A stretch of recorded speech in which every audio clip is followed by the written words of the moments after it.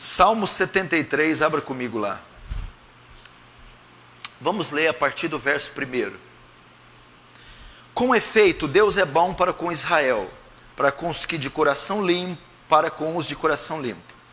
Quanto a mim, porém, quase me resvalaram os pés. Pouco faltou para que se desviasse os meus passos, pois eu invejava os arrogantes, ao ver a prosperidade dos perversos. Traduções para ímpios. Para eles, verso 3, não há preocupações, o seu corpo é sadio e nédio. Não partilham das canseiras dos mortais, nem são afligidos como os outros homens. Daí, a soberba que os cinge como um colar, e a violência que envolve como um manto. Os olhos deles saltam-lhes da gordura, do coração brota-lhes fantasia. Motejam e falam maliciosamente, da opressão falam com altivez, contra os céus desandam a boca, e a sua língua percorre a terra. Por isso o seu povo se volta para eles, e os tem por fonte de que bebe os largos sorvos. E diz, como sabe Deus? Acaso há conhecimento no Altíssimo? Verso 12, eis que são estes os ímpios, e sempre tranquilos, aumentando suas riquezas. Verso 13, com efeito, inutilmente conservei puro o coração, e lavei as mãos na inocência. Verso 14, pois de contínuo sou afligido, e cada manhã castigado. Verso 15, se eu pensava em falar tais palavras, já aí teria traído a geração dos teus filhos. Em só refletir para compreender isso, achei muito pesada a tarefa para mim. Até que entrei no santuário de Deus e atinei com o fim deles. Tu certamente os põe em lugares escorregadios e os fazes cair na destruição, como ficam de súbito assolados, totalmente aniquilados de terror. Agora o verso 25. Quem mais tenho eu no céu, e não outro em quem eu me compraza na terra? Ainda que a minha carne e meu coração desfaleça, Deus é a fortaleza do meu coração e a minha esperança. Até aí, deixa aberto aí, vamos fechar os olhos. Pai Santo, diante do Senhor novamente, nós nos colocamos, Senhor, cônscios da nossa necessidade de graça, de atenção divina, de consolo divino, de misericórdia divina, de presença divina. Senhor, já estamos acostumados com a rotina cultica, e isso faz com que não criamos expectativas, nem reverenciamos e temamos o Seu nome de forma singela, humilde, pura. Mas não deixa que hoje seja apenas mais um sábado, mais um protocolo da abertura, louvor e pregação, mas que seja um dia atípico, onde a graça do Senhor nos assista, onde os seus olhos de chama estejam voltados para esse lugar, e sua mão elevada, sua destra fiel, seja favorável a nós. Despeja a tua graça gloriosa, chacoalha-nos, mexe com mente e coração essa noite, que o Senhor testemunhe a este mundo e ao império das trevas que tu tens um povo e que tu vela por este povo, e que o Senhor foi, é e será favorável a este povo, e que escolheu este povo para receber glória para si. Oh Deus, então faça isso. Faz teu reino avançar e nos conforma à imagem do seu Filho, em nome de Jesus. Amém.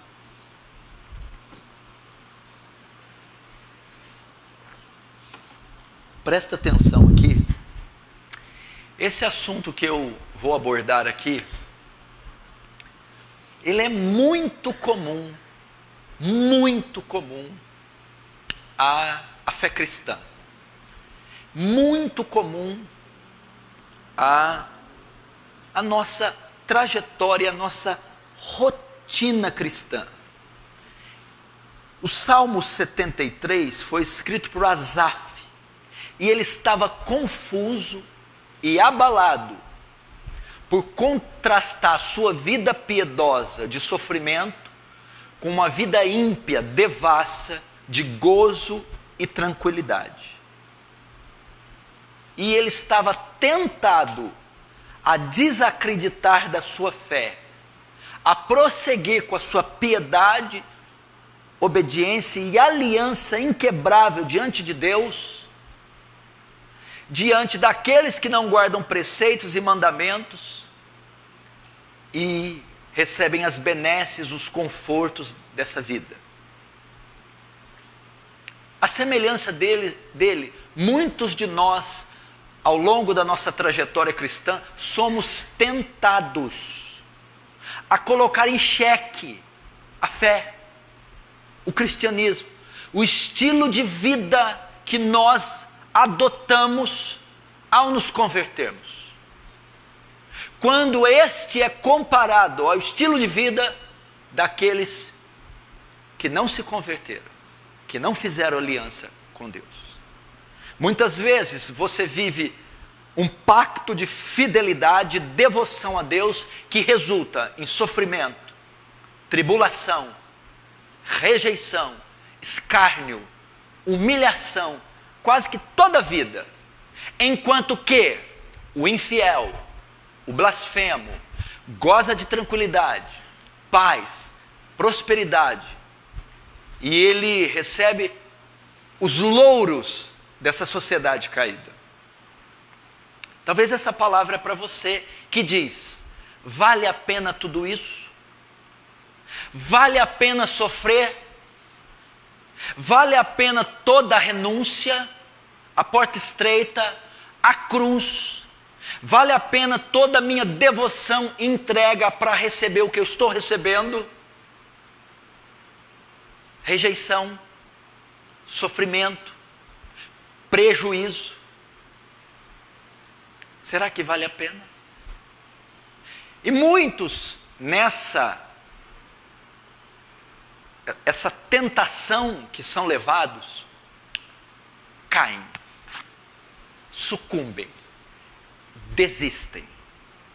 Aqueles que dizem: olha, eu vou apostar em outra coisa.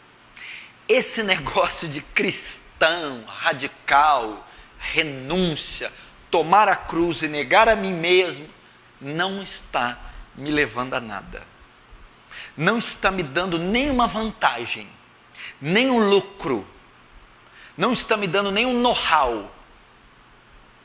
Esta é a maneira ímpia de se pensar na prosperidade do ímpio. E às vezes nós somos tentados a pensar assim: de que valeu todos esses anos de servidão a Deus, de compromisso, de fidelidade? Quais benefícios isso me trouxe? E alguns, nenhum. Então eu olho pela janela da casa e vejo a grama verde do ímpio, o carro zero do ímpio, os filhos vindo de escolas particulares com o McDonald's na mão, sorrindo, com os passaportes carimbados, com visto para fazer compras em Miami, para assistir jogos, para não ter problema de quais canais de TV assistirem, não ter privações, regras, leis, liberdade plena. Vale a pena? Muitas pessoas são tentadas a esse respeito. E isso aconteceu exatamente com Asaf, o salmista. E ele quase escorregou, quase pereceu. Nós vamos aprender com ele quais são os desdobramentos de se pensar assim, as consequências de se optar a seguir este pensamento e qual a solução para evitar vencer esse pensamento ou essas tentações. E eu posso dizer que esse é o retrato de muitos cristãos, e muitos têm caído nessa tentação e têm desistido da cruz, para algo mais atraente, como as benesses desse mundo. Seria isso uma boa escolha? Seria isso inteligente, prudente? Seria de fato o pensamento correto, justo? Vamos ver então. Verso 1, 71, com efeito Deus é bom com Israel, para os de coração limpo. Quanto a mim, porém, quase me resvalaram os pés. Pouco faltou para que se desviasse os meus passos. Aqui o salmista inicia o salmo contando que ele entrou em uma crise. Ele entrou em uma crise. Ele entrou em um deserto, ele entrou em um vale, ele entrou em uma luta interna, dizendo: quase resvalaram os meus pés e pouco faltou para que desviasse os meus passos. A ideia aqui de todo o versículo é: eu quase perdi minha fé, quase quebrei minha aliança com Deus, eu quase me desviei dos caminhos do Senhor. Por pouco eu não me perdi. A ideia é que é perder a fé no sentido de fé como prática, no sentido de fé como doutrina, no sentido de fé como aliança. Eu quase desfiz minha aliança com Deus. Eu quase perdi minha fé, minhas convicções em Deus. Eu quase me desviei dos caminhos do Senhor, me desviei da igreja, me desviei do Senhor, eu quase. Às vezes nós somos tentados e nos deparamos com questões e situações que colocam à prova a nossa fé, que colocam à prova a nossa aliança com Deus, que colocam à prova nossas convicções cristãs. As convicções de Asaf estavam sendo colocadas em xeque, estavam sendo provadas. A fidelidade dele a Deus e ao pacto estava sendo provada. E ele quase estava sendo infiel, ele quase foi infiel. Irmãos, eu já quero começar aqui neste texto com uma aplicação prática. Você invariavelmente será chamado a testar a sua fé.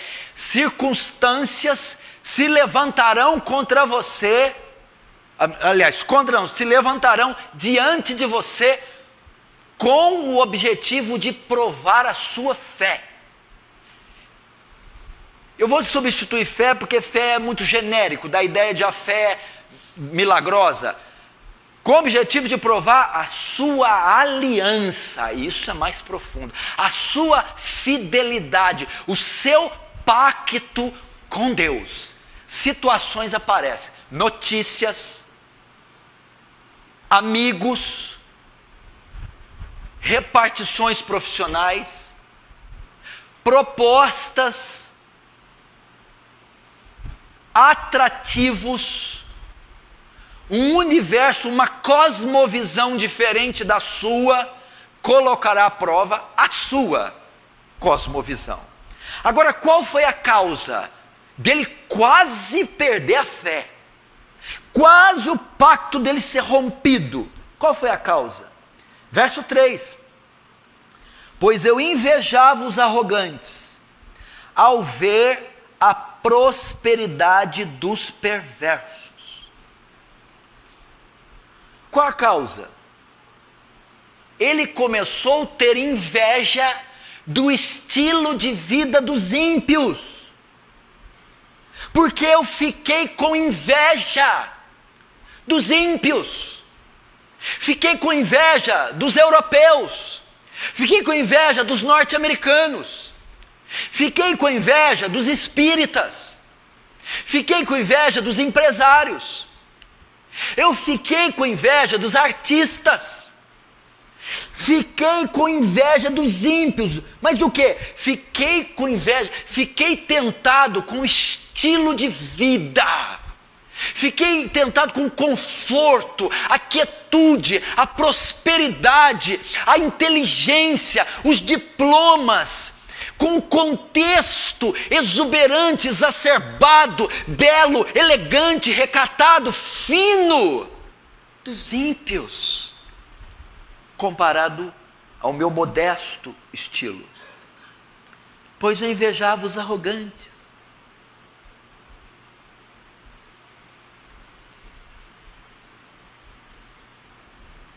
Eu olho para mim, aquilo ali, eu quero, não pode, aquilo não pode. Quero fazer aquilo, também não pode. Tá bom. Eu quero ir para aquele lugar, não pode. Tá bom. Eu trabalho e o ordenadinho é pequeno. Filho com crise, as coisas não vão bem, tribulação, tentação, demônio. O ímpio, eu quero aquilo, pode. Quero ir ali, pode. Eu quero ter aquilo, pode. Olha lá, 11 horas estão com a festa. Olha lá, delícia. 10 da manhã, ninguém levantou ainda. Olha lá, olha o carro, você viu? Viu o quê? O vizinho, ele chegou com o importado aí. Você viu? Ele tinha um carro mais ou menos, em 3 meses conseguiu um importado. Aí você olha para o seu, 8 anos o mesmo. Ele ficou tentado. O meu estilo de vida cristão, piedoso, sacro, santo, reverente, não me favorece em nada. Eu não sou feliz. Eu não conquisto nada. É só tribulação, sofrimento, tentação, renúncia. Não pode. Agora olha ele lá. Olha lá, você viu aquelas sacolas? Estão chegando de viagem. Olha os filhos dele. Você viu o trator? Vamos fazer uma piscina. Mal chegaram, vão viajar de novo. Olha lá. E ele se viu tentado a abandonar a Deus, a renunciar à sua fé, por ver o estilo de vida daqueles que não servem a Deus, como ele servia. Isso mexeu com o salmista. Quer ver? Eu vou perguntar, você responde para você. Você converteu há quantos anos? Responde. Desde você converteu, você tem amigos, parentes, dessa época que você converteu, e hoje, 2018, eles continuam ímpios? Continua. Aquela amiga que estudou com você, sofre igual você?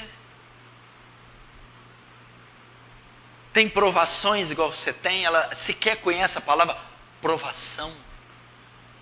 Aí fica com medo de dormir, oprimida. Ai, a minha mãe, tem que orar para minha mãe. Como é que eles estão? Onde eles estão agora? O que valeu você deixar aquele ciclo? Aquele antro? Aquele... O que te valeu? Veja eles. Veja eles, se perdem o sono como você, se ficam oprimidos como você, se enfrentam tentações como você, se ficam privados de tudo quanto é coisinha quanto vocês. Veja eles. Então quando você vê o status deles, as mensagens, fotos no Facebook, as comemorações, as celebrações, o estilo de vida, o sorriso de boca a boca, minha fé está abalada. Eu não sei se é isso que eu quero, não. Foi essa a razão do salmista. Agora vamos ver o perfil das pessoas que ele invejava. Como eram elas? Como eram essas pessoas? O perfil, as características dela. Vamos ver as características. Veja só. As características deles. Verso 6. Daí a soberba que os cinge como um colar, e a violência que os envolve como um manto. Característica deles, do ímpio, são soberbos, vaidosos, prepotentes, arrogantes, presunçosos, violentos, embrutecidos, São homens assim, truculentos, sem moral, prepotentes, altivos, egoístas. Era a característica deles. O estilo de vida deles era marcado por soberba, no verso 6, e violência. Agressivos, carnais. Que mais? Verso 7. Os olhos saltam-lhe de gordura e do coração brotam-lhes fantasias. Um coração cheio de maldade. Pessoas más, perversas, maldosas. Coração brota-lhes fantasias, cheio de pensamentos maus. São pessoas más. É esse o estilo de vida, e é o estilo de vida do ímpio. Um coração cheio e olhos cheios de maldade, de pensamentos torpes. Que mais? Verso 8. Motejam e falam maliciosamente. Da opressão falam com altivez. Terceira característica: pessoas de boca suja, pessoas de palavras torpes na boca, pessoas de linguajar vulgar. Você já viu esse povo ímpio da socialite? Pessoas sujas, língua suja, boca vulgar. É esse tipo de gente que está falando. Soberbo, maligno, violento e vulgar. Que mais? 9. Contra os céus desandam a boca. Quarto estilo de vida: desdenham de Deus. Dizer aqui, esse termo aqui, contra os céus desandam a boca, blasfemam de Deus, não tem valor pela religião, são irreverentes, pessoas que não temem ao Senhor, não honram o Senhor, não dão nenhum valor para o sagrado. São esse tipo de gente. E a sua língua percorre a terra. Olha só, contra o céu desdenha a boca. São assim. E a língua percorre a terra. Tem uma poderosa oratória diante dos homens na terra. São estimados. Mas diante do céu são blasfemos. Desdenham da fé do Senhor.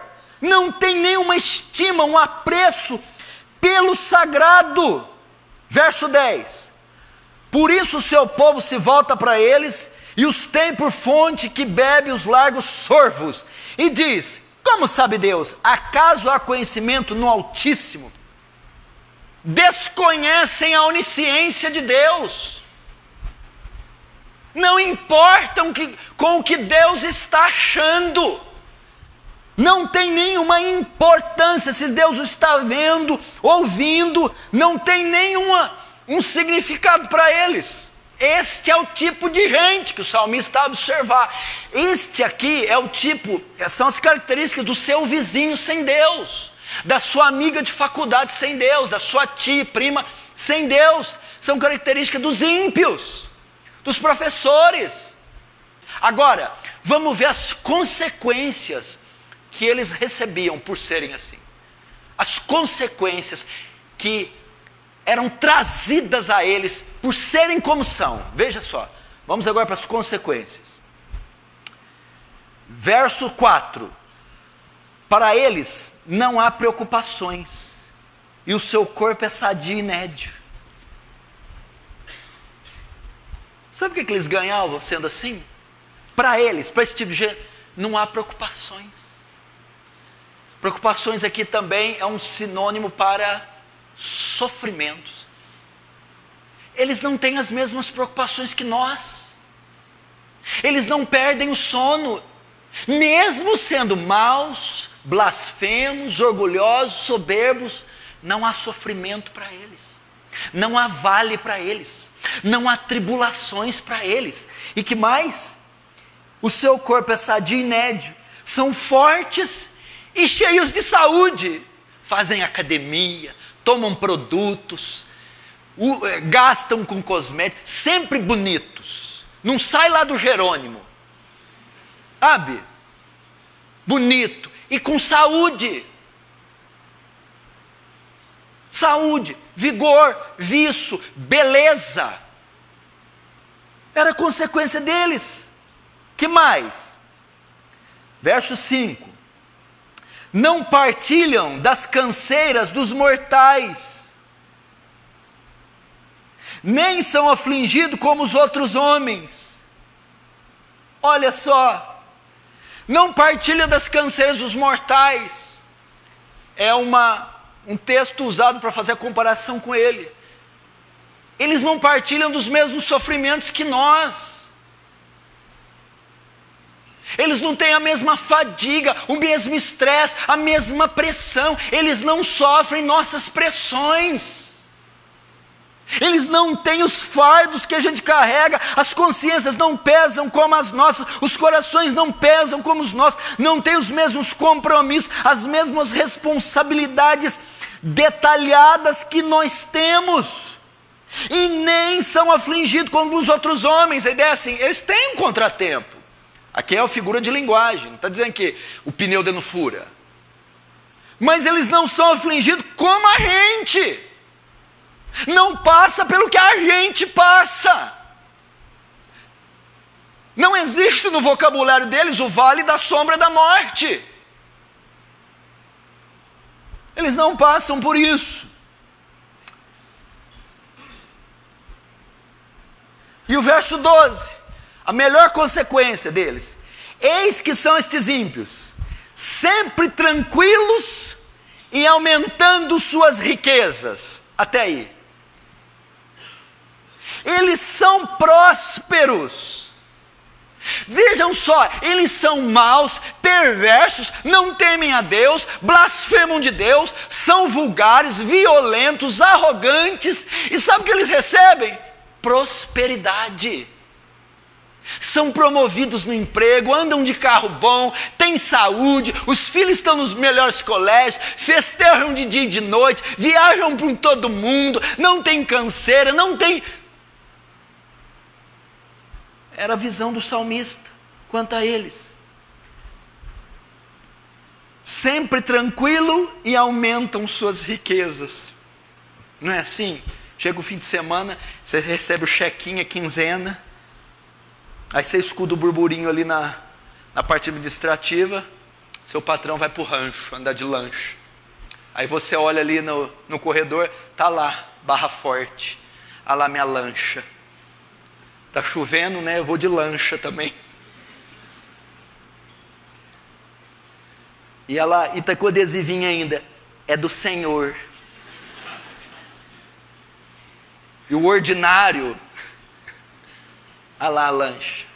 Vai para lancha, churrasco, queijinho de búfalo, e eu ali. Não é assim? Sempre prosperam. Agora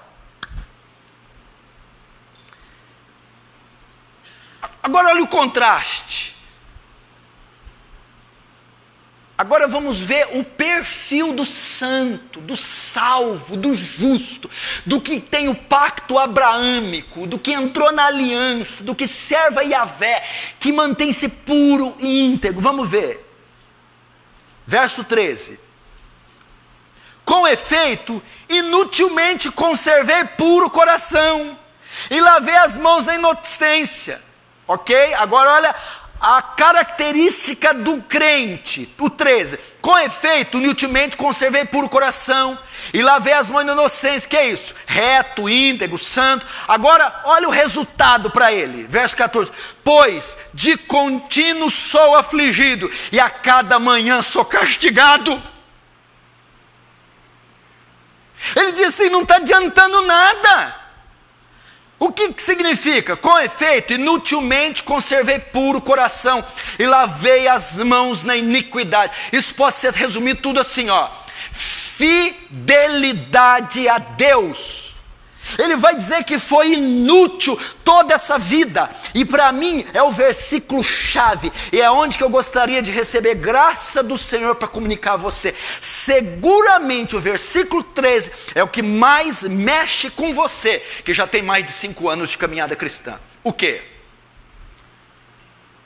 Inutilmente eu conservei por meu coração. De que me valeu todos esses anos, pastor?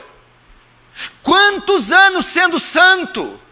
Quantos anos lutando pela minha santificação? 1, 2, 3, 5, 10, me santificando, fugindo do pecado, lutando contra o meu corpo, guardando meus olhos, minha mente, meu coração, me privando de televisão, me privando do mouse, me privando da sala de aula, me privando de uma garota.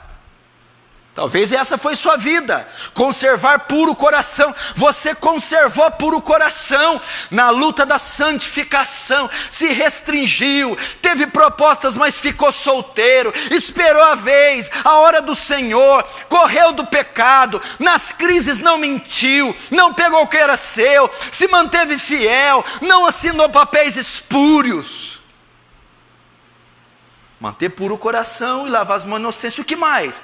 Talvez você todos esses anos guardou o seu corpo, não deixou que alguém o tocasse, conservou ele para um homem santo, para uma mulher santa, se privou das imoralidades sexuais, mortificou, lutou, chorou, rolou da cama, dias, meses, anos, em devoção, em fidelidade, para cumprir seu pacto, para ser fiel a Deus.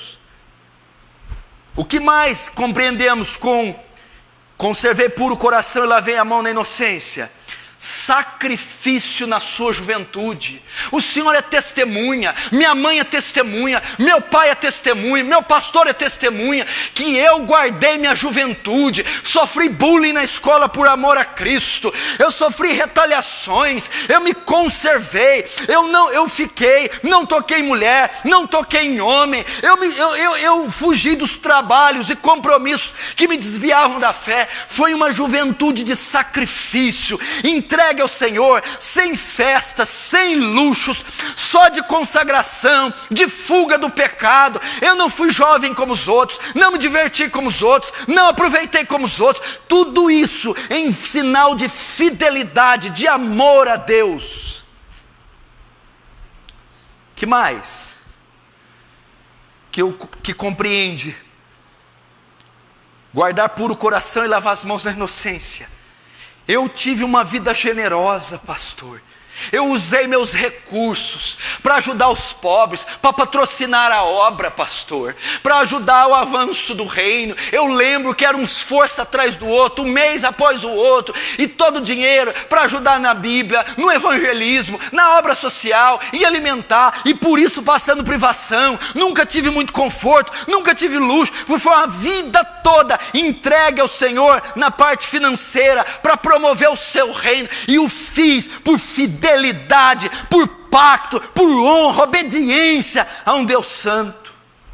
Que mais? O tempo. Veja só, hoje eu não tenho mais 15, eu não tenho mais 20, eu não tenho mais 30, hoje eu tenho 25, hoje eu tenho 35, hoje eu tenho 40, e foi um tempo onde eu renunciei minhas opções, renunciei minhas convicções, renunciei meus desejos, e usei esse tempo para me dedicar ao Senhor, viver para o Senhor, para usar para o Senhor, e dizendo em espírito: para onde irei? Quem há de enviar? Eis-me aqui, envia-me a mim. E eu me conservei puro, pastor. Me conservei puro. E talvez para você foi o tempo. E o fez sabendo que outros avançavam, que o tempo passava, a roda girava, a fila andava, e você estava ali parado, mas o fez por amor, por fidelidade, por honra, pela aliança que você tinha com Deus. Que mais nós entendemos como conservar o coração por lavar as mãos na inocência? Jejum, orações, leituras. Pastor, foram incontáveis anos, incontáveis votos, incontáveis horas, incontáveis marcas no joelho, incontáveis madrugadas, orando, buscando, chorando e lendo, se debruçando na Bíblia, nos livros, procurando compreender o sentido e me desgastando, e o fiz por fidelidade, e o fiz pela aliança que eu tenho com Deus. Que mais?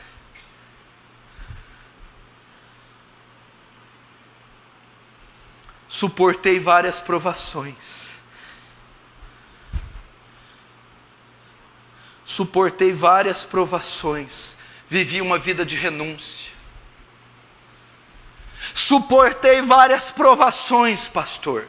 e não caí. Passei por tribulações, adversidade. O crente genuíno, nós sabemos como é que é a vida, a trajetória. Nós sabemos o que é ficar no fio da navalha, no fio da espada. Nós sabemos o que é passar aquelas agruras que suamos frio e ficamos ali a uma linha tênue da queda, e o Senhor no último segundo traz a provisão. Mas passamos provações, privações, tribulações e não caímos, e permanecemos. Outros desistiram, desviaram, permanecemos firmes, sem nada tendo e tudo possuindo, sofrendo, mas não caímos, nos mantivemos obedientes, fiéis, de pé, por amor a Ele, pelo pacto a Ele, pela fidelidade a Ele.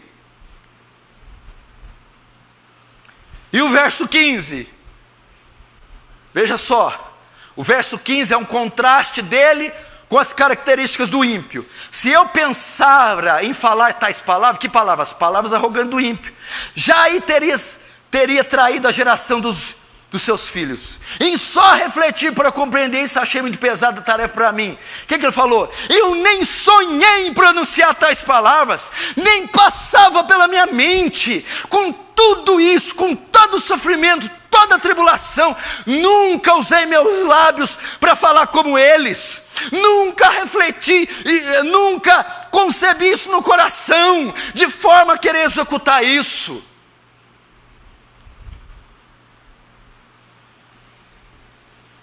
Está dizendo que só pensar em falar isso seria um absurdo.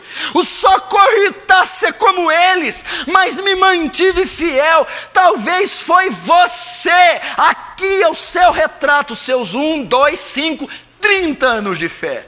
Você viveu isso, mas não está em questão o que ele viveu, está em questão como ele via nesse momento a renúncia. Como ele via? Verso 13, com efeito, inutilmente conservei puro coração.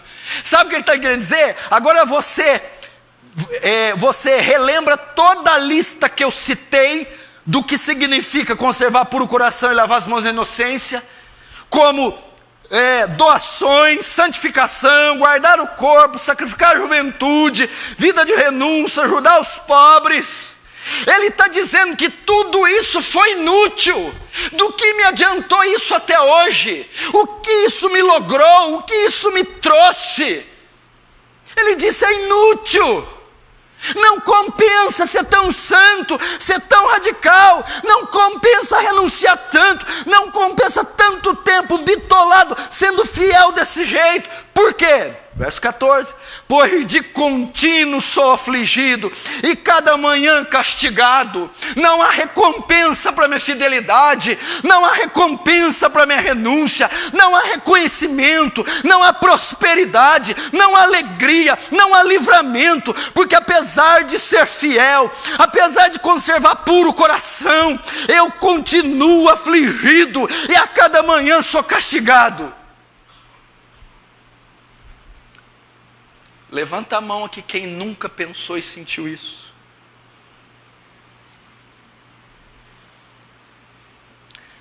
Nessa hora aqui, que ele está pensando, aqui não está narrando, porque o Antigo Testamento não se prendia a falar de Satanás. Seguramente nessas horas, Satanás chega. Quantos anos você tem de fé? 2, 5, 10, 20. Nesses 2, 5, 20, 30, você não conservou puro o coração e lavou suas mãos da inocência? Sim, pastor. De que adiantou isso? O outro blasfema, murmura, é um devasso, não teme a Deus, não tem regra nem limites, e é sadio, e é forte, e é próspero, e não tem tribulações, e não tem sofrimento, e não tem canseiras, e não tem privações, e prospera, e sorri, e é feliz. E você? Renúncia, sofrimento, fardo, cruz. E o que você ganha? Nós pensamos isso. Inútil. Inútil, irmão.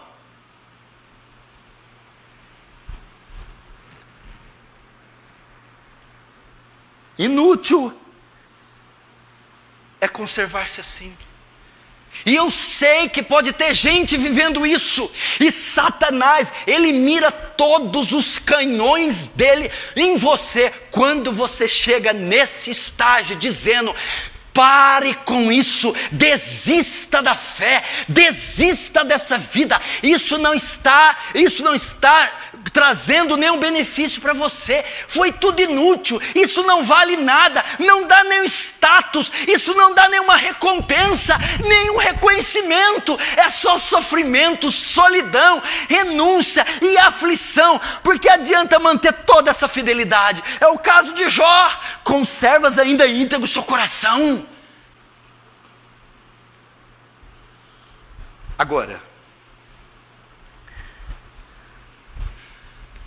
a pior consequência, se você estiver até aqui, você está numa linha tênue entre o sucesso e o fracasso. Por quê?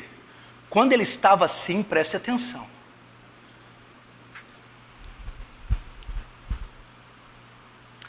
Ele diz que no verso 3: pois eu invejava os arrogantes.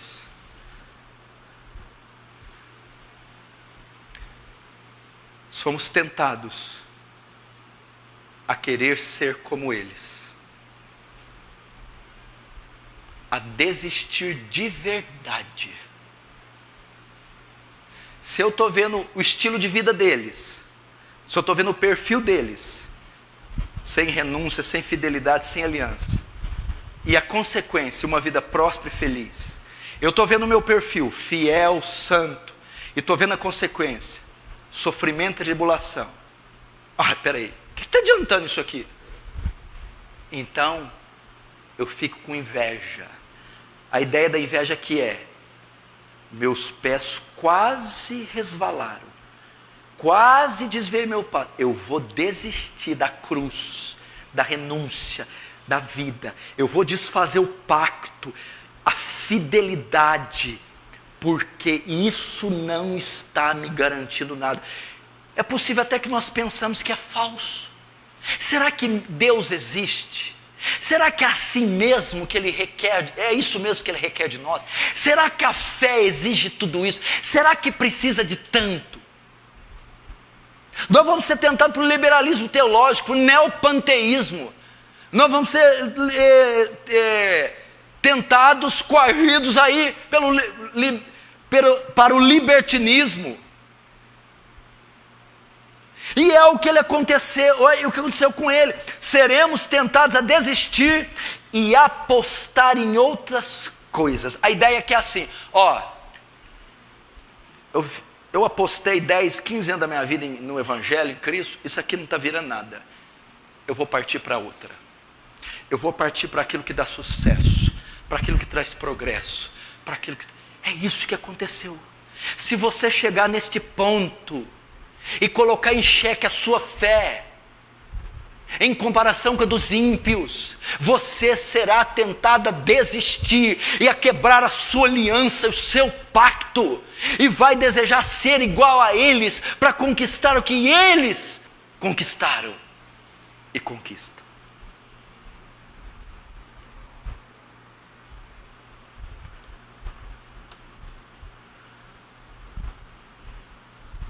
Está entendendo?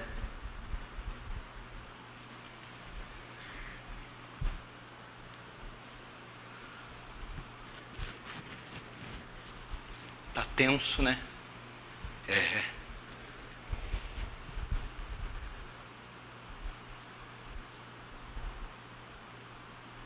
Quem aqui não sentiu isso? Pega o pastor Danilo, o pastor Cunha, o Tiago, os que estão mais tempo comigo. Só eu sei da fidelidade, do sofrimento, só eu sei tudo que eles passaram, que eu passei, quantos anos e anos e anos e anos e anos, e a maioria esmagadora aqui que a gente recebe. Quando eu fui à Macedônia, eu não tive descanso algum, em tudo fomos atribulados, por fora combates, por dentro temores.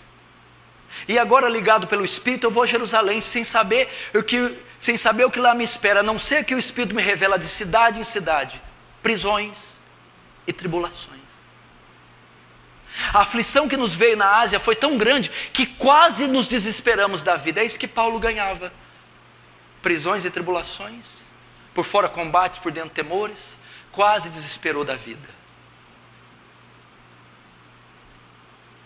Então vem uma voz maligna e sussurra no seu ouvido: vale a pena tudo isso? Vale a pena sacrificar seu corpo, sua juventude, seu dinheiro, seus sonhos? Vale a pena renunciar aos prazeres? Vale a pena fazer essas escolhas limitadas, estreitas, viver na contramão de tudo para receber isso? Calúnia, difamação, crise, tormento, tribulação, dor. Vejam eles, vejam os jornais, vejam eles felizes, gordos, corados, triunfantes, prósperos, saudáveis. Vejam eles, e não precisam guardar como você, temer como você, ser fiéis como você. Deixe isso, desista disso. Isso não vai dar em nada, é factoide, é ilusão, isso não funciona. A fé não é assim, Deus não é assim, não precisa de tudo isso. E ele quase.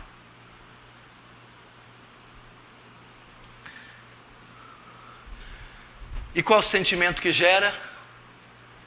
Eu estava pensando isso hoje, antes de preparar o sermão. Às vezes nós somos tomados de muita angústia, tristeza. Não estamos vivendo um momento de muita tristeza. As pessoas estão tristes, cabisbaixas, abatidas. Isso aqui é uma das razões.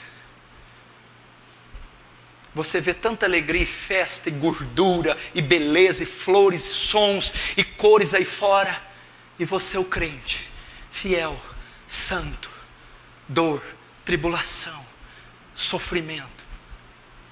E o que isso gera? Tristeza, angústia, depressão. Era o estado do salmista, ele estava numa crise profunda. Talvez seja o seu retrato. Agora, qual foi a solução? Qual foi a solução para ele sair disso? Como você pode lidar com isso? Você que está vivendo esse confronto agora, você que está desse jeito, dividido, você que está ali, a um fio, está desse jeito, meus pés estão resvalando. Eu vou tomar decisões. Espera aí.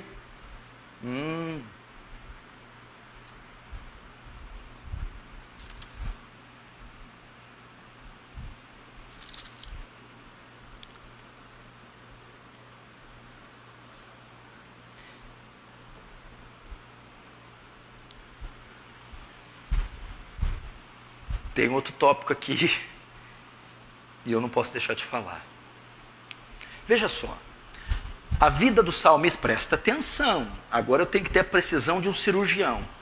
A vida do salmista estava toda construída, edificada, sobre este preceito e este princípio: a fé, a aliança com Yahvé. Quando ele diz que eu tinha inveja dos ímpios, os meus pés quase resvalavam, nessa hora, nós somos tentados a tomar decisões. Se a tentação nos vencer, nós tomaremos decisões que nos colocarão diametralmente opostos à nossa aliança, ao pacto, aos preceitos e aos decretos. Porque as nossas decisões vão convergir no estilo de vida dos ímpios. Então as decisões vão procurar alcançar. As decisões vão procurar alcançar as perspectivas, as expectativas dos ímpios. Elas vão alcançar a prosperidade, a felicidade dos ímpios. Então, se você estiver nesse sabão escorregadio, não é a hora de tomar decisões. Você vai tomar decisões baseado no seu sofrimento, na sua tribulação, na falta de resposta por causa da sua fidelidade. Vai tomar decisões tendo por base a prosperidade dos ímpios. Você vai ser inclinado, você vai ser coagido, você vai ser impulsionado a tomar decisões de acordo com a sua visão distorcida do ímpio comparado com a sua. Qual que é a ideia? Eu não entendi, porque eu sou meio burro. Tá. Eu apostava na fé como estilo de vida, na fidelidade como estilo de vida, na aliança como estilo de vida, na modéstia como estilo de vida, na pureza. Agora que eu estou vendo que só de contínuo sou afligido, cada manhã recebo castigo, vou apostar não na modéstia, na ostentação. Não na discrição, mas na vaidade. Não na humildade, mas na soberba. Não na santidade, mas na depravação. Não no meu chamado, mas eu vou fugir dele. É óbvio. Se você não acredita mais na aliança, na fé, você perdeu tudo. Você vai investir em outra coisa, você vai sumir. Você não quer mais Deus, não quer mais ficar submisso à lei dele, não quer mais se envolver, porque afinal de contas é uma ilusão, não funciona, não traz nenhuma prosperidade. Suas decisões todas vão ser tomadas baseadas na prosperidade, nas benesses dos ímpios. Isso pode comprometer sua vida para o resto da vida.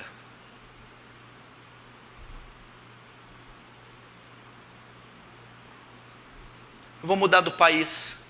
Ah, por quê? Ah, porque ser crente não vira nada. Salmo 73, meu chapa. Eu vou arrumar um ímpio. Por quê? Porque não dá para esperar no Senhor. Está demorando demais. Salmo 73, minha cara. Eu vou parar de guardar meu corpo. Vou para a praia com fio dental. Ah, não, vou tomar um bronze. Estou parecendo um leite, um queijo. Por quê? Porque não está me rendendo nada guardar o meu corpo. Eu vou parar de ajudar gente pobre, porque eu só recebo ingratidão. Não vira nada, não volta para mim.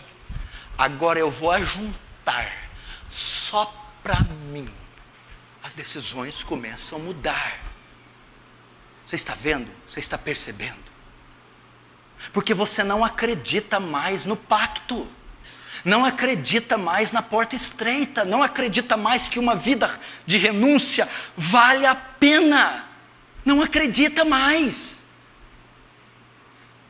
Você acha que a felicidade não está no seu salário, na casa que você tem, no título que você tem, no emprego que você tem, no diploma. Por quê? Porque o do ímpio é muito melhor. E você agora não está se baseando mais sua felicidade, sua vida, seu status, sua estrutura na palavra, mas você está baseando no que o ímpio diz, no que ele prega, no que ele mostra como sinal de felicidade. Paulo diz: tendo que comer, o que investir, com isso contentai, não ambicioneis coisas altas, mas acomodai-vos aos humildes. O meu coração não se elevou buscando grandes coisas. Davi dizia no Salmo 131. Por que você está inquieto? Eu estou inquieto com a casa que eu tenho. Mas por quê? A Bíblia não aprova. A Bíblia aprova, mas o ímpio não aprova. Para o ímpio, minha casa é feia. Eu tenho que trocar o meu carro porque a Bíblia não aprova. Não, a Bíblia aprova o carrinho bom, mas o ímpio não. O ímpio é importado para impressionar, para ter um estilo de vida, para ser feliz igual a ele. Eu tenho que ter um carro igual a ele. Eu não posso morar no Brasil se o Haddad ganhar. Por quê? Porque eu não posso, não vai dar certo, eu vou ser oprimido. Mas quem disse? A Bíblia não diz que pode dar certo. Não foi com Sadraque, Mesaque e Abednego, não foi com Daniel na Babilônia, não foi com José no Egito, na casa de Potifar. Não, mas eles estão dizendo que a moda agora é Europa, Estados Unidos, não sei o quê, é lá.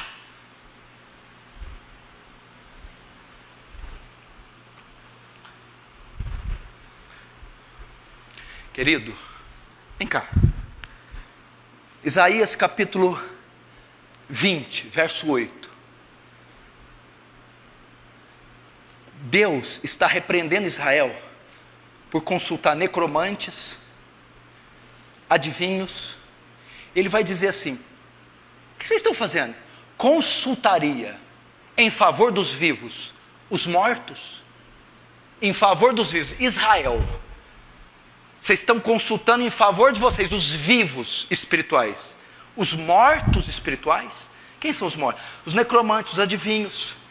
Nós, os vivos, a igreja de Deus, não consultamos os mortos espirituais para dirigir nossa vida. As ciências, a psicologia, as ciências sociais, a sociologia, a antropologia, não são esses sistemas que guiam a igreja, porque são mortos espiritualmente. Quem nos guia são homens de Deus, profetas, pregadores, é a palavra de Deus que nos guia.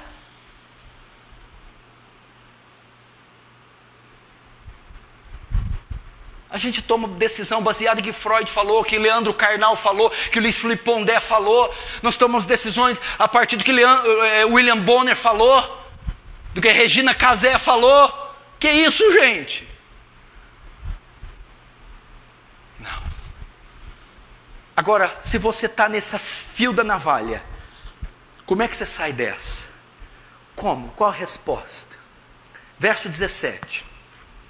Até que entrei no santuário de Deus e atinei com o fim deles. Presta atenção no termo até que. Entendeu? Até que.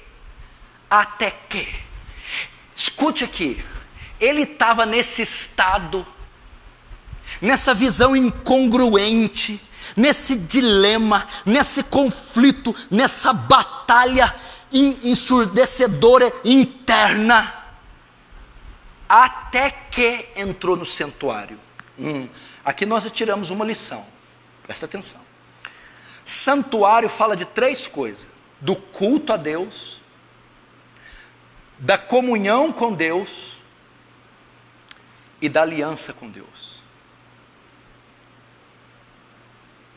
Quando ele entrou, ele compreendeu o dilema e viu que ele estava equivocado. O que significa? Que fazia um tempo que ele não passava pelo templo. Então, essa ausência do templo fez com que ele, naquele momento, caísse naquele estado. Primeiro, eu mostro a razão, porque alguns crentes estão neste dilema, nessas vias de fato. A comunhão com Deus está comprometida, porque isso aqui é uma maneira ímpia de pensar, é pôr à prova a fidelidade de Deus, é se fazer de vítima e pôr a culpa em Deus. É falar que Deus que é culpado porque Ele criou um cristianismo horroroso, feio, que tira tudo da gente, deixa a gente triste e infeliz. Isso aqui é uma maneira ímpia, carnal de pensar. O que significa? Pessoas só chegam nesse estado porque, primeiro, sua vida devocional está comprometida.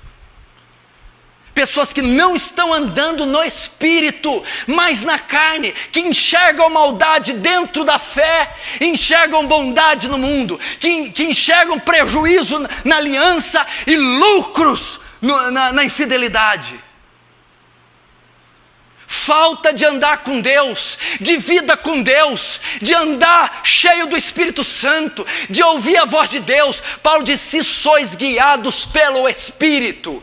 É o Espírito que nos conduz, é o Espírito que nos guia.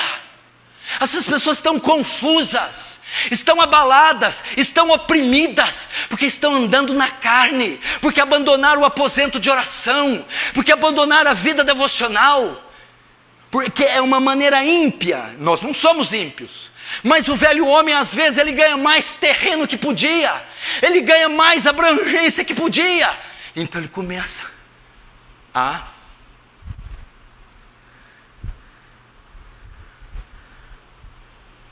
ditar. Segundo, é a comunhão. Quando ele diz até que entrei no santuário, até que restaurei minha comunhão com Deus. Se você pegar essas pessoas que estão nesse conflito, a comunhão com Deus está comprometida. Eles não têm uma vida viçosa, vigorosa, profunda, de comunhão com Deus, gente. Até que entrei, eu não estava mais em comunhão, eu não estava mais em espírito, eu não estava com a minha aliança renovada. Que mais? Fala também de culto.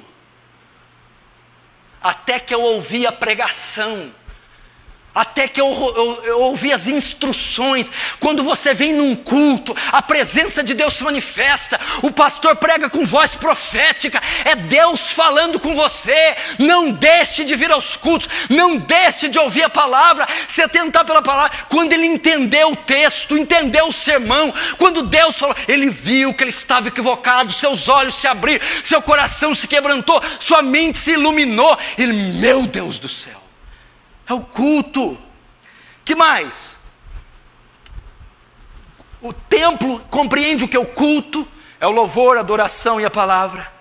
O culto compreende a comunhão e a aliança com Deus. O culto compreende a comunhão com os santos, gente. Você está pensando assim que você não está andando com gente santa. Gente santa não vai aprovar esses pensamentos. Gente santa vai reprovar você. Gente santa vai corrigir você. Gente santa vai indicar você para o caminho certo. Entrar no templo é comunhão com santos, comunhão com pastores, comunhão com presbíteros, ouvir os conselheiros, ouvir os homens de oração, ouvir as mulheres de Deus. Você está andando sozinho, está sendo senhor de si, está em si mesmado, está ditando as próprias leis. Por isso você está com inveja dos ímpios. Você tem que estar continuamente cumprindo coinonia, continuamente comungando com os santos na ceia, comungando com os santos na oração, comungando com os santos nos serviços sociais. Então imagina, ele entrou. Agora eu estou ouvindo a palavra. Agora eu voltei a ter vida devocional, oração, leitura, jejum. Agora eu voltei minha aliança com os irmãos. Gente, como eu estava errado, eu não estava vendo para aquele aspecto, para aquele lado. E último, até que eu entrei no santuário de Deus e atinei com o fim deles. O que é isso? Até que eu voltei, escute essa frase, até que eu voltei a ter percepções espirituais.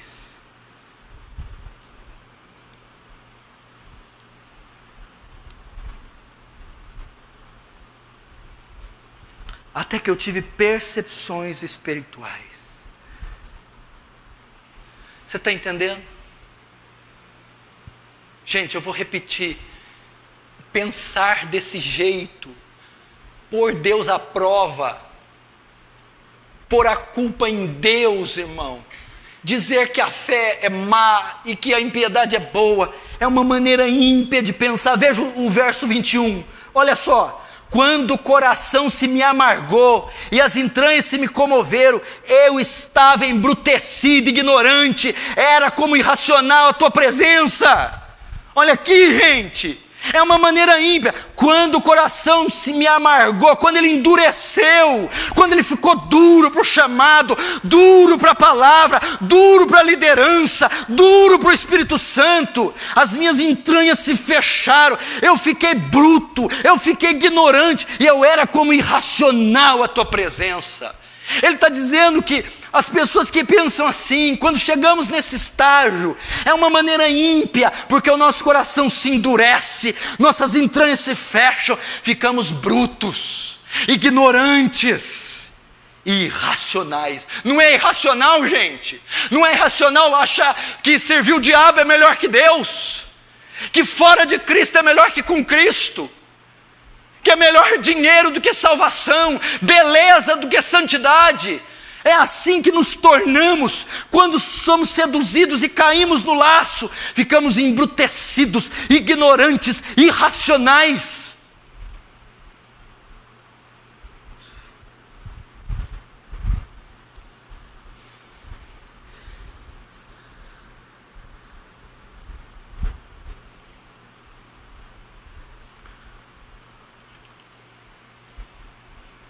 Aí ele entrou. Até que compreende que depois que não pensava mais assim. Qual foi a cura? Até que eu entrei no santuário, voltei a frequentar os cultos, voltei a dar atenção para a palavra, voltei a ter vida devocional, restaurei minha comunhão, minha aliança com Deus, voltei a ter comunhão com o Santo. Quando aconteceu, eu entendi. Eu entendi. O que ele entendeu? Verso 18. Tu certamente os põe em lugares escorregadios e os faz cair na destruição, como ficam de súbito assolados, totalmente aniquilados de terror. Até aí. Agora o que o salmista está dizendo? Agora eu tenho uma visão correta da vida. Agora aquela fumaça se dissipou. Agora eu compreendi. Eu estava no caminho certo. A fé em Cristo é a melhor opção. O que ele está dizendo aqui no verso 18? Os ímpios não são felizes coisa nenhuma. Tu pões em lugares escorregadios. O que é isso? Eles estão numa situação, meu irmão, de incerteza. A riqueza deles é incerta, a felicidade deles é incerta. O que mais? Tu pões em lugares escorregadios. Essa felicidade é momentânea, é passageira, é curta. Logo estão em cima, depois vão para baixo. É isso que está dizendo. Tu os põe em lugares escorregadios e faz cair em destruição, como ficam de súbito assolados. O que é súbito? O que é súbito? Eike Batista, um dia, era o homem mais rico do Brasil. No outro dia, estava sem peruca, careca, sem nada, preso pela Lava Jato. De súbito. A felicidade deles vai sumir como súbito. A prosperidade deles é incerta. Eles estão em terrenos escorregadios. Eles não estão firmados na rocha como nós. Então tudo que eles têm é passageiro, incerto, curto.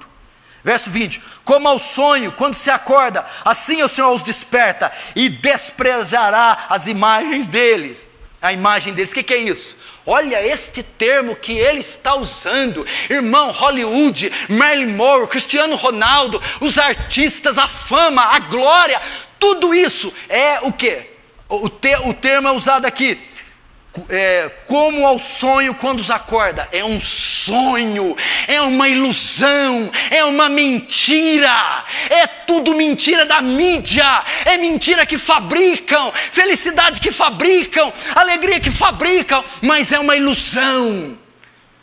Ele entendeu lá dentro da igreja, lá na comunhão, na vida devocional, que aquilo tudo é passageiro, que aquilo é incerto, que de súbito perdem tudo, do dia para a noite caem mortos, em depressão, e que tudo que vivem não passa de uma ilusão.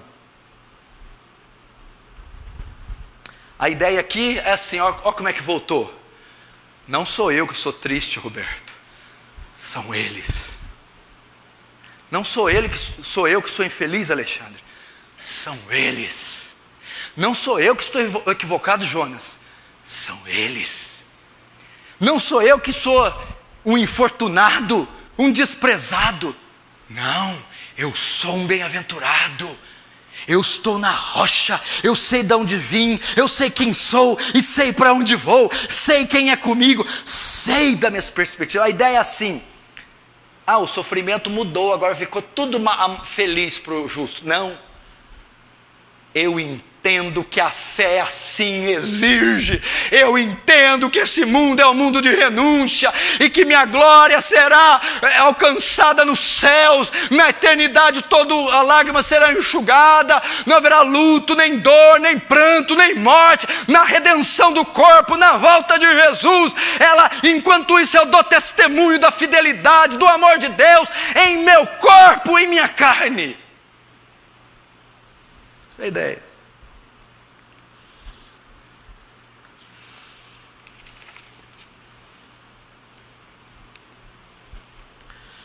Agora, 5 minutinhos eu termino. Olha isso aqui. Essas aqui é a lâmpada. Pim! Presta atenção. Olhem para mim, presta atenção. Só que o salmista ele vai mais longe do que você pensa. Henry, quando ele está descrevendo aqui a consequência da vida ímpia, escute, ele vai revelar, não, Asaf, não é assim que você está pensando, não. Eles vivem em terreno escorregadio, de súbito vão perder tudo, a vida deles é um sonho, e o Senhor os fará cair em destruição. Essa, na verdade, é a realidade. O Marilyn Monroe, Michael Jackson, Elvis Presley, Kurt Cobain, essa turma toda, essa coiseira toda. Come on. Só que o Senhor está falando assim, ó. Caso você escorregue e decida seguir o mesmo estilo deles, saiba que essas consequências, para você que pensa que a fé é pouca coisa, que a cruz é pesada, que não adiantou nada todos esses anos de renúncia, e achar que aquilo é fonte de ganho e alegria, saiba, você cairá como eles cairão. Você estará a partir de agora em terreno escorregadio, e de súbito você pode sucumbir, e em sonhos e ilusões você viverá até que seja destruído.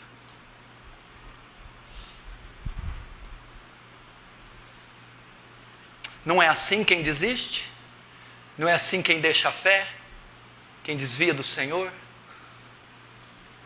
Não é assim quem segue esse mundo?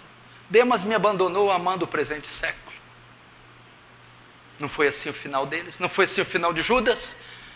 Pensa bem, esse negócio de Messias, olha, não conquistou Roma, não deu cargo para nós, não despojou os romanos do seu poder. 30 Judas, 30. O que Atos fala que aconteceu com Judas? Suas entranhas se arrebentaram. Judas ficou no esquecimento. Outro ocupe o seu lugar. Esse é o caminho que aqueles que desprezam, rejeitam e abandonam a Deus para seguir as tendências desse mundo vão obter. Agora o final, vamos ver a restauração completa do salmista. Olha só, um dos versículos mais lindos da Bíblia, os que eu mais gosto, não nessa versão, mas os que eu mais amo. Veja só, verso 25. Quem mais tem o eu no céu? A tradução que eu gosto é: quem tem o eu no céu? E não há outro a quem eu queira mais na terra do que a ti. Quem tem o eu no céu, senão a ti? E não há outro que eu queira mais na terra do que a ti. Verso 26. Ainda que a minha carne e o meu coração desfaleçam, Deus é minha fortaleza. Deus é a fortaleza do meu coração e a minha herança para sempre. Até aí. Olha, gente, isso aqui é consequência de voltar para o santuário. É consequência de resgatar a aliança com Deus. Ele chegou lá e disse assim: gente, quem falou que eu preciso de Ferrari? Quem falou que eu preciso dirigir na Haddock Lobo, cruzamento com a Avenida Paulista?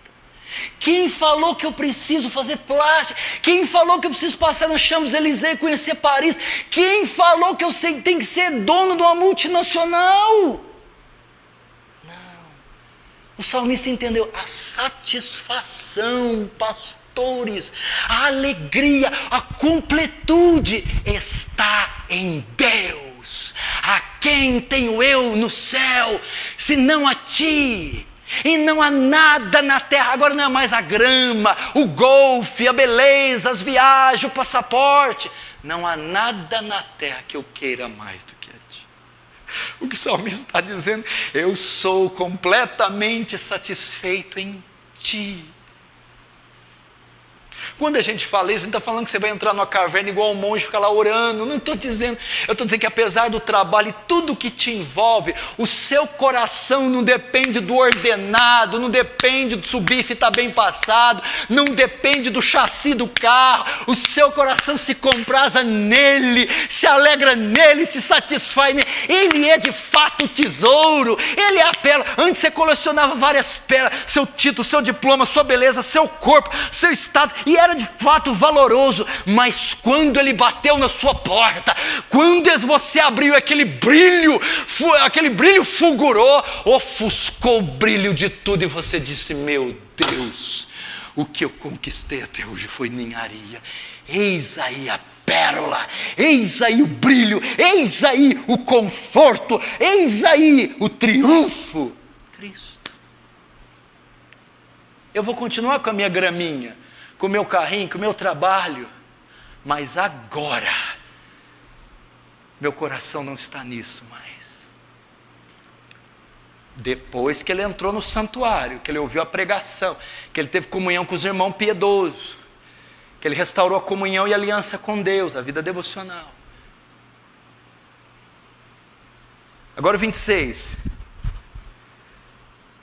Ainda que a minha carne e o meu coração desfaleçam, olha que coisa tremenda, ainda que eu continue com tribulações, mesmo sendo fiel, ainda que a figueira não floresça, ainda que o ímpio prospere e ria, e eu por ser fiel sofra, Deus é a fortaleza do meu coração e a minha esperança para sempre.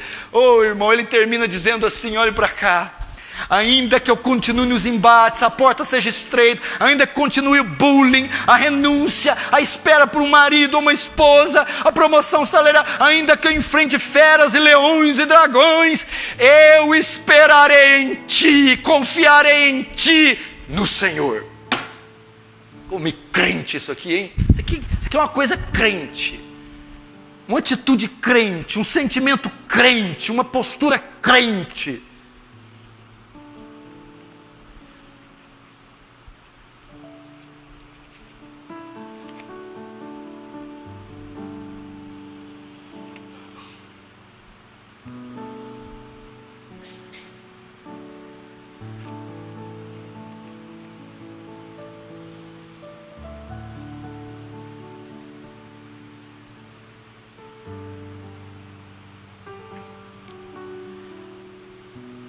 Vamos ficar com aquela parte? Gente, o Salmo podia ter se resumido naquele texto. O Deus chega. Peraí. O que, Deus? Eu vou te mostrar como você conserta isso. Como, Senhor? Tire os olhos deles, bote os olhos em mim. Não se compraza neles, se compraza em mim. Não se alegre neles, se alegre em mim. Quando foi distribuir as terras para as tribos, a tribo de Levi não levou nenhuma herança. A herança de Levi era o Senhor. A porção de Levi era o Senhor. Nós somos os levitas. A nossa herança é o Senhor. A nossa porção é o Senhor. A quem tenho eu no céu além de ti? E não há ninguém na terra que eu queira mais do que a ti.